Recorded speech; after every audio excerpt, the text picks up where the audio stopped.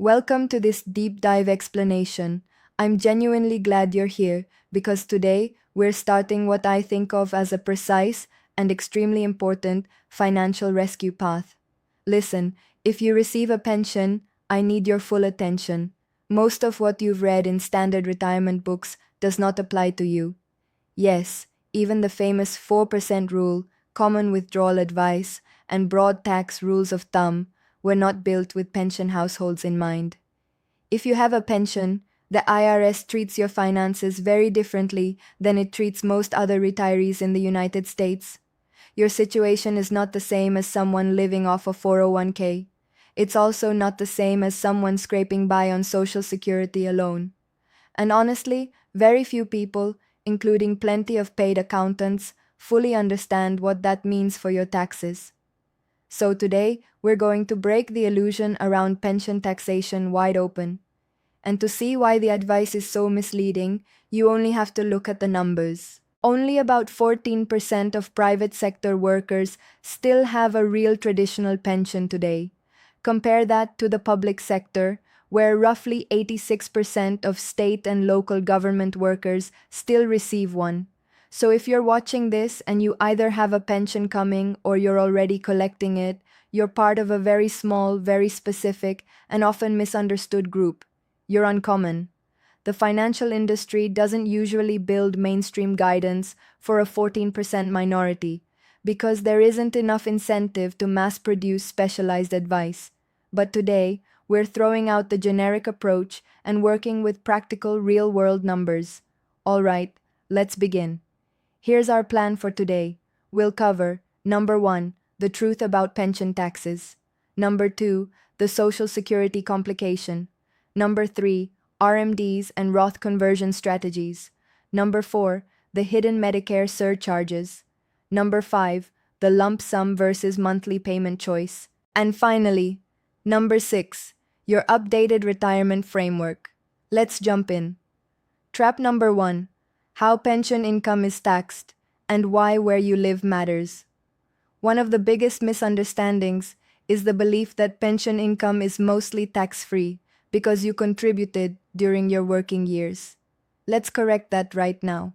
For most employer-funded pensions, every dollar you receive in retirement is taxed as ordinary income at your federal marginal rate. You do not get the capital gains rates. It is taxed the same way your paycheck was taxed while you were employed. And here's where it becomes more important. For pension recipients, your location matters more than it does for almost anyone else. States treat pension income very differently. If you live in Pennsylvania, Illinois, or Mississippi, your pension income is taxed at 0% at the state level. Florida and Texas have no state income tax at all, so you're safe there too. But in New York, only the first $20,000 is excluded, and only if you're over 59 and a half. Everything above that is taxed. And in California, pension income is taxed at normal state rates, which can reach 9.3%. Put that into real numbers. If you have a $40,000 pension, living in California instead of Pennsylvania can cost you about $3,700 more each year. Over a 25-year retirement, that's roughly $90,000. $90,000 lost for the exact same pension and the exact same lifestyle simply because of your state. Now this leads to the next major risk, and I want to ask you directly. Did you know your steady pension can quietly push your Social Security into the 85% taxable zone? Most people have no idea. It's a hidden snowball that gradually reduces the value of benefits you spent a lifetime building. Let's look at how the IRS does the math. Trap number 2, Social Security taxation and the threshold problem. Having a pension permanently changes the way Social Security gets taxed, especially compared with someone living mainly on a 401k. The IRS uses a strict formula called provisional income. Provisional income includes your adjusted gross income, any tax-exempt interest, plus exactly 50% of your Social Security benefits. That's the calculation used to decide how much of your Social Security is taxable. Here's what almost nobody tells pension households. Your pension is fully included in that formula. Every dollar. There are no special carve-outs. It all counts. And here's another surprise. The thresholds were set in the 1980s and 1990s and have never been indexed for inflation. Not once. So, if you're married filing jointly and your provisional income is above $44,000, up to 85% of your Social Security can be taxable. Because your pension adds income before you ever touch your IRA, pension households are often pushed into this high tax range almost automatically. A simple example: if you collect a $30,000 pension and $24,000 in Social Security, your provisional income begins at $42,000. Think about that. You haven't touched savings yet, and you're already near the point where your benefits face heavy taxation.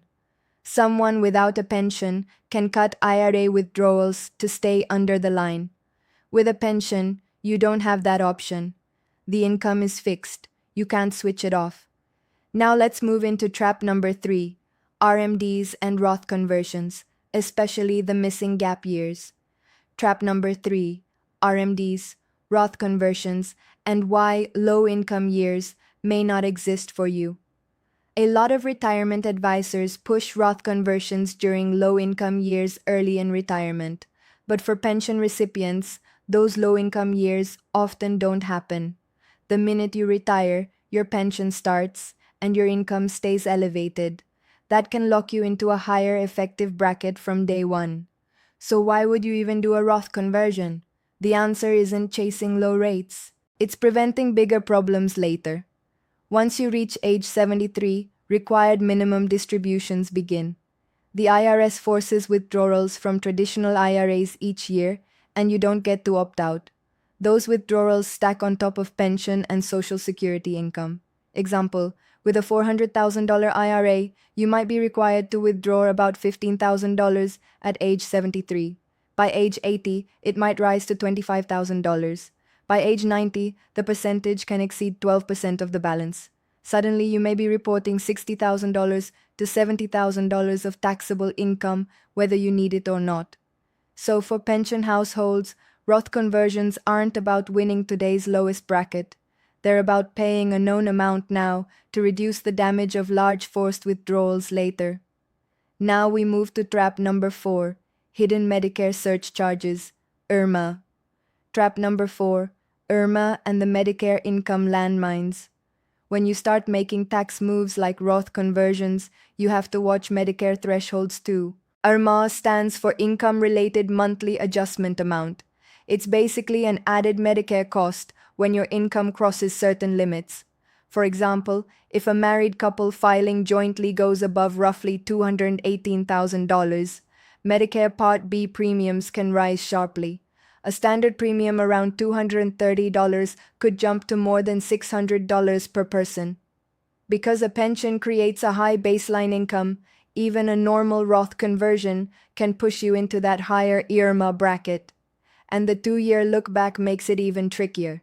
If you convert in 2026, that income is reviewed in 2027, and your Medicare premiums can rise in 2028. That delay catches many retirees off guard. Every planning decision has to account for both your tax bracket and your Medicare thresholds at the same time. Next is trap number 5, lump sum versus monthly pension payments, and why flexibility matters more than people think. Trap number 5, lump sum versus monthly payments, the flexibility issue. This may be one of the biggest and most permanent decisions you'll ever make as a pension holder. Many people treat it only as an investment question. Can I earn more if I invest the lump sum? But the deeper issue is flexibility. If you take the monthly pension, you gain stable income and peace of mind, but you lose control over taxation. The income is fixed and fully taxable every year.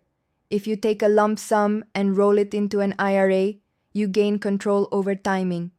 When you withdraw, how much and how you manage taxable income, provisional income, and Medicare thresholds. But you take on market risk and the responsibility of making the money last. There's also a third option many overlook.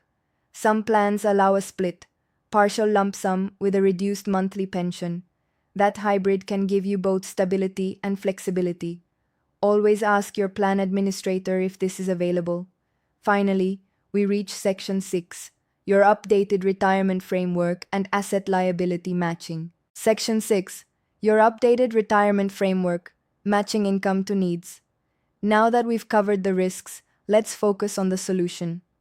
Instead of leaning on old rules like the 4% guideline, match your essential expenses, housing, food, utilities, basic insurance, to guaranteed income sources, your pension and social security. If those two cover your core costs, your entire strategy changes. Your retirement accounts, your 401k or IRA, no longer need to fund daily life. They become money for optional spending, travel, major purchases, or leaving a legacy. Your pension becomes the main safety net. That shift lets you rethink your investing approach. Traditional advice often suggests something like 60% stocks and 40% bonds. But for pension households, the pension already behaves like a stable bond-like foundation.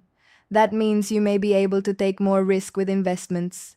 Example, a couple age 66 has annual expenses of $68,000 and guaranteed income of $76,000 from pensions and Social Security. They have an $8,000 surplus before touching a $450,000 401k.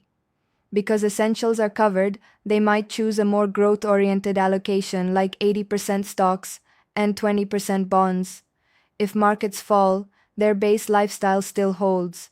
But there's an important warning about survivor benefits. A single life payout can produce more income at first, but can create major problems for the surviving spouse. Household expenses don't drop much after one spouse dies, but income often does. A joint and survivor option can provide critical protection in those vulnerable years. Finally, let's address inflation. Many pensions do not include COLA increases, meaning their purchasing power declines over time. A $36,000 pension today may feel far smaller in 10 or 20 years. That's why maintaining growth exposure in your investments matters. It can help offset inflation and protect long-term stability. So we end with one key question. Will you let taxes and inflation quietly shrink your pension, or will you take control? The biggest mistake is doing nothing and assuming it will all work out. The IRS won't tell you when you're overpaying. Your next step is understanding your choices, especially lump sum options, and working with a qualified planner who truly understands pension strategy. Focus on the long game, not just the next year. A pension can be a massive advantage, but only if you manage it correctly. Thanks for being here and going through this detailed explanation.